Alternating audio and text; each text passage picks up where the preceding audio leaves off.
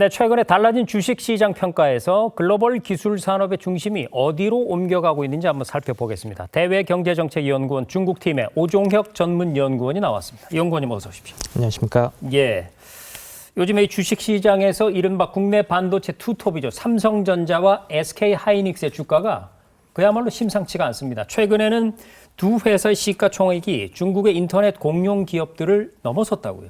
네, 맞습니다. 한국을 대표하는 삼성전자와 SK 하이닉스의 합산 시가총액이 중국을 대표하는 알리바바와 텐센트의 합산 시총을 넘어섰습니다. 네. 2월 3일 기준으로 보면 삼성전자와 하이닉스의 주가가 이제 크게 반등하면서 합산 시총이 1,640조 원이 되었고 같은 날은 텐센트와 알리바바의 주가는 소폭 하락하면서 합산 시총이 1,547조 원이 됐습니다. 결국에는 이런 걸 보면 아시아에 대한 어떤 대표적인 기술 기업에 대한 어떤 투자자의 시선이 어디로 움직이고 있는지를 보여주는 상징적인 장면이라고 생각합니다. 그렇군요. 알리바바하고 텐센트라고 하면 한때의 시가총액이 우리와 3배 가까이 차이가 나던 그야말로 속칭 넘사벽, 그러니까 넘을 수 없는 4차원의 벽이다 이런 얘기를 들었는데 얼마 전까지만 해도 우리가 굉장히 부러워하던 그런 대표적인 중국의 그 기업들 아니겠습니까? 네, 맞습니다. 알리바바는 원래 온라인 쇼핑을 했던 회사고 네.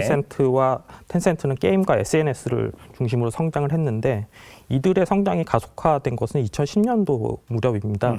이제 이 시기의 특징은 이제 모바일 플랫폼이랑 소프트웨어 기업들이 이제 주목을 받던 시기인데 특히나 미국의 빅테크라고 할 수 있는 애플이라든가 구글, 아마존이 이 시기에 굉장히 빠르게 성장을 했고 마찬가지로 같은 시기에 중국의 알리바바, 텐센트도 어떤 이 흐름을 대표를 했습니다. 그리고 어쨌든 중국이 당시에는 굉장히 초기 시장이었다 보니까 내수 시장을 바탕으로 성장세가 굉장히 가팔랐습니다. 네. 그래서 자연스럽게 이런 주가도 크게 차이가 났던 것으로 생각이 됩니다. 네, 어마어마한 내수 시장을 가지고 있다는 게 또 한 번 부러워지는 그런 순간이기도 한데요. 자, 여기서 이 성장세를 반영한 그래프 지금 있을 텐데 한번 띄워주시겠습니까? 네, 그래프를 보면서 얘기를 할까요? 자, 한때 이 큰 격차를 보이던 기업 가치가 뒤바뀐 것, 이거 그래프에서 보시다시피 우리 기업들의 기업 가치가 짧은 기간에 매우 크게 치솟았기 때문인데요. 자, 연구원님, 이런 급상승의 배경이 어디에 있다고 보십니까? 네, 아시겠지만 AI 수요 때문입니다. 예, AI 투자가 늘고 있고요. 특히나 이제 AI 인프라에 필요한 반도체 수요가 폭증하고 있기 때문인데요.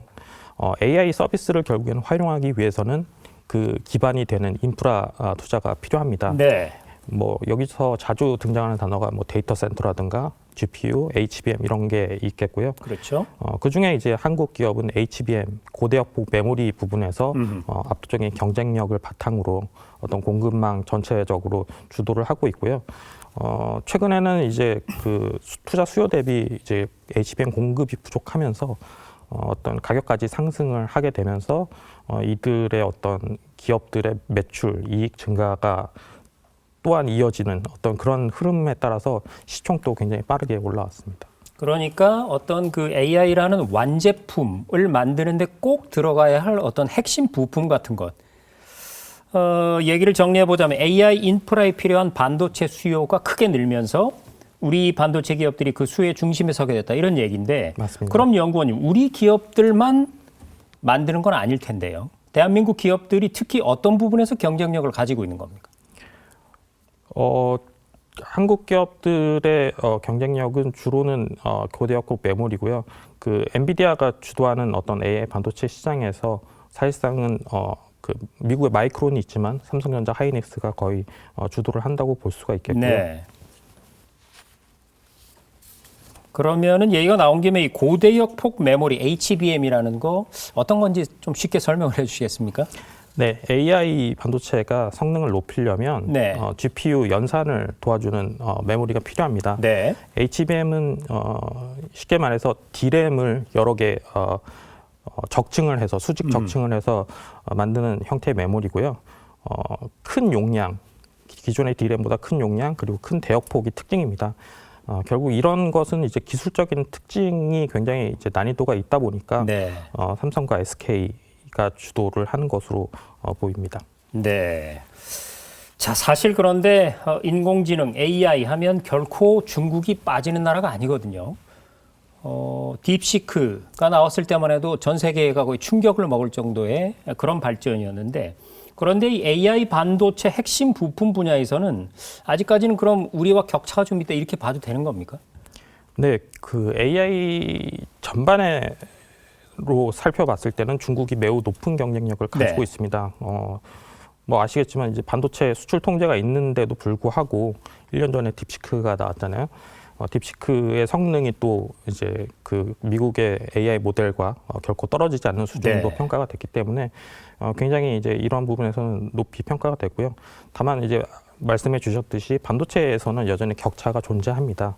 수출 통제 원인으로 인해서 이제 중국은 미국산 최첨단 반도체와 그 반도체를 생산하는 설비의 어떤 조달이 어려운 상황이고요. 중국은 이러한 위기죠. 예, 이런 것을 이제 타개하고자 기술 자립에 대한 어떤 그 움직임을 굉장히 빠르게 보이고 있습니다. 특히나 이제 중국이 가지고 있던 장비가 최첨단은 아니기 때문에 어떤 그런 장비로 만들다 보면 반도체의 단가가 당연히 이제 증가를 하고, 또한 수율도 이제 기대한 만큼 시장의 성과만큼 나오진 않지만 어쨌든 이런 것과 상관없이 중국은 이제 전략적인 차원에서 자립의 노력을 굉장히 하고 있습니다. 그리고 그 분야별로 조금 더 들여다보면 네. AI 반도체의 어떤 설계 능력은 중국이 굉장히 강합니다. 아하. 네. 근데 이제 다만 뭐 거기에 제조 능력이 되지 못하다 보니까 이런 부분에서 계속 병목이 생기고 있고, 메모리 같은 경우에도 우리나라를 목표로 굉장히 중국이 추격을 하려고 하지만 사실상 이런 차세대 공정으로 넘어가기 위해서는 첨단 장비가 필요한데 네. 이러한 부분에서 중국이 조금 어려움을 겪고 있습니다. 그렇군요. 자, 그렇다고 해서 이 AI 굴기 이른바 이걸 추구하는 중국이 이 상황을 그대로 지켜보고만 있을 것 같지는 않은데요. 중국이 가진 강점이랄까, 그러니까 중국식 AI 전략 어떻게 한번 정리해 볼 수 있을까요? 네, 중국의 AI 전략은 AI 플러스라는 게 있습니다. AI 플러스. 네, 이게 작년도에 어떤 통과가 되면서 발표가 됐는데, AI 플러스는 말 그대로 AI를 경제와 산업, 사회 전 분야에 걸쳐서 이제 적용을 늘리는 거고요. 네. 이제 큰 전략 차원에서는 그렇고, 결국에는 이 AI 플러스 전략을 실행하기 위해서는 인프라 확보도 굉장히 필요합니다. 결국에는 AI 연산 성능이 확보가 돼야지 AI 서비스를 운영하는데 네. 무리가 없기 때문이죠. 근데 이제 앞서 말씀드린 대로 이제 첨단 반도체라든가 반도체 제조 장비 자체가 이제 중국이 병목이 있기 때문에 이런 부분에서 독자적인 역량을 높이는 데 주력을 할 것 같고요. 또한 중국은 5개년 단위로 경제와 사회를 발전시키는 종합 전략을 발표합니다. 네. 이른바 5개년 기획인데 올해 3월, 그러니까 2026년부터 2030년까지 5개년 계획을 이제 곧 발표합니다. 이게 15차 5개년 계획인데요. 네. 여기서도 이제 AI와 반도체가 성장의 핵심 동력이 될 것 같습니다.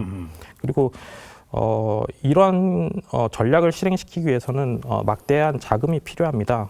결국에는 중국은 국가 단위에서 산업 기금을 조성을 해서 어떤 지금의 병목이 있는 어떤 그런 분야에 대해서 집중적으로 투자를 늘리고 있습니다. 결국에는 이런 부분에서 또 투자를 확대할 것이고, 또한 AI 전반적인 서비스를 높이기 위해서는 결국은 AI는 데이터를 학습을 하지 않습니까? 그렇죠. 그렇기 때문에 이런 데이터의 어떤 스펙, 표준에 대해서도 중국이 굉장히 주목하는 분야입니다. 그렇군요. 그럼 연구원님 나오신 김에 제가 평소에 궁금했던 거 간단하게 하나만 여쭐게요. 네. 이 AI라고 하면 예를 들어서 미국하고 중국이 지금 경쟁을 벌이고 있는데, 미국 같은 경우에는 사실 뭐 자율성, 창의성 이런 걸 강조해서 이 산업을 발전시키잖아요. 그런데 중국 같은 경우에는 어떤 그 사회주의 국가, 그리고 중국 공산당의 어떤 그 장악력, 이런 게 AI 산업의 발전에 어떻게 도움이 되고 있다고 보세요?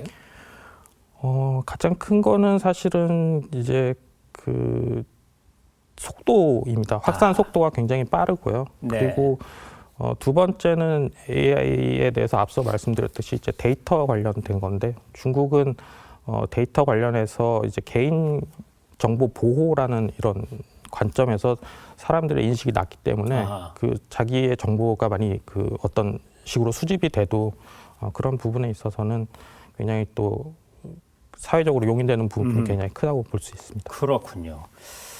자, 지금 설명해 주신 것처럼 이렇게 우리나라는 핵심 반도체 분야에 집중하고 중국은 이 AI와 반도체를 전 산업으로 확장하는 그런 전략을 택하고 있는데 이 두 전략을 같이 놓고 봤을 때 장기적으로 어떤 장단점이 있다고 볼 수 있을까요?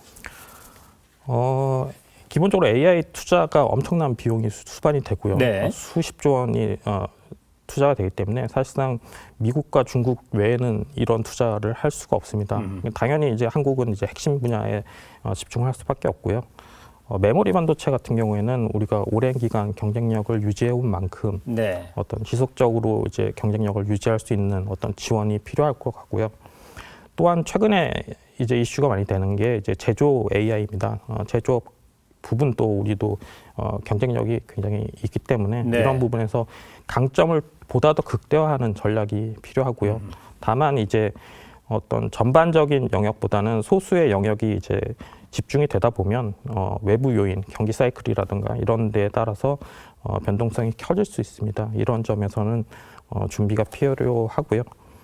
중국 같은 경우는 뭐 앞서도 말씀드렸지만 결국에는 첨단 반도체를 만드는 걸 원합니다. 네. 근데 그 부분에서 필요한 공급망 취약성이 있기 때문에 결국엔 향후에도 이러한 부분에서 중국이 자립을 하려는 노력은 계속될 것으로 보입니다. 다만 이제 비용이 높아지고 어떤 핵심 기술은 단순히 뭐 카피한다고 바로 습득이 되는 부분이 아니기 때문에 네. 그런 부분은 이제 중국이 한계라고 볼 수가 있겠습니다. 네. 우리가 이 초격차란 말을 쓰는데 우리 기업들이 중국의 거센 추격을 따돌릴 수 있을 만큼 더 앞으로 나가야 하는 시점에 이런 생각이 들고요. 그럼 이제 앞으로의 흐름을 좀 전망해 볼 필요가 있겠습니다. 자, 연구원님, 삼성전자와 SK하이닉스처럼 이 AI 인프라 공급을 맡고 있는 기업들에게는 앞으로의 수요를 내다보는 게 참 중요할 텐데요. 글로벌 AI 투자 앞으로 어떤 흐름을 보일 걸로 보십니까? 일단 뭐 AI 인프라 투자는 뭐 3년째, 지금 4년째 되는 투자가 이루어지고 있고 빅테크들의 계획을 보면 올해도 굉장히 공격적으로 투자를 할 것으로 보입니다. 네. 특히나 이제 뭐 대표적으로 이제 미국의 메타라는 기업은 설비 투자액을 2배 가까이 늘리는 계획을 발표를 하기도 했고요. 테슬라도 지금 뭐 단순히 전기차만 제조하는 것이 아니고 로봇이라든가 AI에도 굉장히 이제 강점을 보이는 기업입니다. 이 기업도 결국에는 그런 그 AI 주도권에서 밀리지 않게 하려면 결과적으로 투자를 굉장히 늘리고 있고 네. 올해도 이제 2배 이상 늘리는 계획을 발표한 것 같습니다. 그리고 그 밖에 전통적인 강자인 마이크로소프트 같은 경우도 자기네들이 이제 실적을 발표를 했을 때 KPX 투자를 굉장히 많이 늘렸다고 발표를 하고 있고요. 네. 중국도 사실은 못지 않습니다. 그동안은 조금 반도체 조달도 쉽지 않은 상황이었고 여러 가지 문제에 걸쳐서 이제 조금 미국보다는 뭐 적은 규모로 투자를 했는데 올해 그 중국 기업들의 어떤 예상 투자를 보면 특히나 바이트댄스, 틱톡으로 유명한 회사입니다. 네. 예, 바이트댄스 같은 경우가 약 우리 돈으로 33조 원. 33조. 네. 네. 그리고 알리바바 같은 경우에도 3년 동안 100조 원 가까이 투자하겠다 이런 계획을 발표한 것으로 보입니다. 사실 이거는 뭐 제가 이제 주가 평가를 하는 사람이 아니라서 네. 개인적인 견해로 봤을 때는 뭐 주식은 모르겠지만 이제 AI 수요가 이제 향후에도 지속이 되고 이런 부분이 비단 이제 AI 모델 경쟁뿐만 아니라 로봇 경쟁, 자율주행 경쟁 뭐 이런 식으로 계속적으로 AI는 확산이 되기 때문에 향후에 수년간은 어쨌든 이런 공격적인 투자는 계속적으로 일어날 것으로 평가가 됩니다. 네.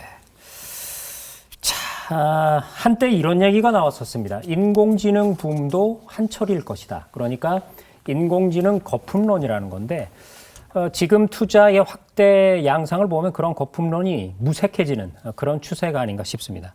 그러면 메모리 반도체 호황도 한동안은 이어질 것이다 이렇게 봐도 되는 걸까요? 네, 뭐 흐름은 나쁘지 않아 보입니다. 반도체 시장 자체가 특히나 그 메모리 반도체 같은 경우에는 투자 사이클이 존재를 했습니다. 네. 과거에 뭐 크게 거슬러 올라가 보면 2000년대는 PC 붐이 일어나면서 반도체 사이클이 올라왔고 2010년대는 앞에도 말씀드렸듯이 모바일 사이클이 있었고 2020년대는 AI 사이클이 있습니다. 이러한 사이클에 맞춰서 메모리 수요가 이제 계속적으로 급증하거나 좀 네. 감소를 했던 이런 모습을 볼 수 있는데 이번에 AI 열풍으로 본 이제 반도체 슈퍼 사이클은 비교적 길게 되지 않을까 싶습니다. 이제 반도체 제품 수요가 워낙에 이제 빠르게 늘어나다 보니까 소위 말하는 제조사들의 전성 시대가 왔다고 볼 수가 있겠고요. 네. 뭐 일각에서는 이제 삼성전자와 SK 하이닉스를 필두로 한 한국 반도체 산업이 2027년까지는 굉장히 길게 성장 사이클을 이어나가지 않을까 그런 전망이 네. 대세적입니다. 자, 그러면 연구원님 이제 문제는 반짝 호황을 넘어서는 어떤 지속 가능성일 텐데요. 현재 호황을 맞이한 우리 반도체 기업들이 앞으로 대비하거나 또 경계해야 할 변수들이 있다면 어떤 게 있을지 정리를 좀 해주시죠. 네, 변수는 상당히 많은데 과거에 어떤 메모리 반도체가 투자를 선도하고 이런 투자를 바탕으로 기술 가격 경쟁력을 확보한 다음에 후발주자의 추격을 못하게 하는 어떤 이러한 계속적인 어떤 트렌드가 있었는데 네. 이른바 치킨 게임이죠. 예, 그러면서 최근에 이제 SK 하이닉스, 삼성전자, 마이크론 이 3사 중심으로 재편이 됐고요. HBM이 앞서도 말씀드렸듯이 D램을 적층하는 구조이기 때문에 네. 성능 고도화에 따라서 더 많은 용량의 HBM이 필요합니다. 결국적으로는 수요도 높고 가격이 높기 때문에 3사가 대부분 이제 생산 설비를 HBM으로 전환을 하고 있는데요. 네. HBM이 뭐 투자를 더 늘리려고 해도 늘릴 수가 없는 구조가 AI 반도체와 HBM이 따로 가지는 않습니다. AI 반도체 내에 HBM이 같이 이제 또 들어가기 때문에 기본적으로 AI 반도체를 생산하는 업체, 특히나 후공정 등에서 설비가 늘어나지 않으면 사실은 단독으로 이제 무작정 설비를 늘릴 수 없기 때문에 그렇죠. 또 그리고 과거의 어떤 이런 사이클 때문에 그 최소한의 어떤 보수적인 투자를 지금 하는 것으로 보입니다. 그런 가운데서 어쨌든 D램 부분은 오히려 공급 부족이 더 가속화되고 있기 때문에 일부 PC 업체들이 중국 기업과의 협업을 하고 있습니다. 중국에도 메모리 반도체 기업이 있거든요. 네. 그리고 이제 2026년부터는 또 중국의 메모리 반도체나 어떤 제조 팹들이 지금 완성되는 시점입니다. 그렇기 때문에 일단 생산 캐파가 많이 늘어날 것 같고 또한 이후에도 중국의 어떤 CXMT나 YMTC 같은 대표적인 기업들은 뭐 상장을 통해서 자금 조달을 계속적으로 하고 계속적인 생산 캐파를 늘리려고 하는 것 같습니다. 결국에는 HBM 자체로 봤을 때 중국 기업이 위협이 된다기보다는 어떤 이제 중장기적으로 봤을 때 HBM 외에 그 뭐 레거시 분야에서는 중국이 가격을 앞세우고 물량을 앞세워서 시장을 잠식할 수 있기 때문에 이런 부분은 조금 좋은 신호는 아니고요. 다만 HBM 같은 경우에는 첨단 설비 공정으로 넘어오질 않았기 때문에 당분간은 중국의 어떤 추격은 조금 경계를 하되 조금 지켜볼 필요가 있고 마지막으로는 이제 미국도 이제 최근에 반도체 공급망에 대한 재편을 굉장히 추진하고 네. 있습니다. 뭐 미국에 대한 투자를 늘려라 이런 목소리도 있는데 이런 부분도 지속적으로 경계를 해야 될 것 같습니다. 네. 자, AI가 만든 이 판의 변화 속에서 지속 가능한 전략을 만드는 것, 한국 반도체 산업의 다음 과제가 아닐까 생각해 봅니다. 지금까지 대외경제정책연구원의 오종혁 전문연구원이었습니다. 오늘 말씀 고맙습니다. 감사합니다.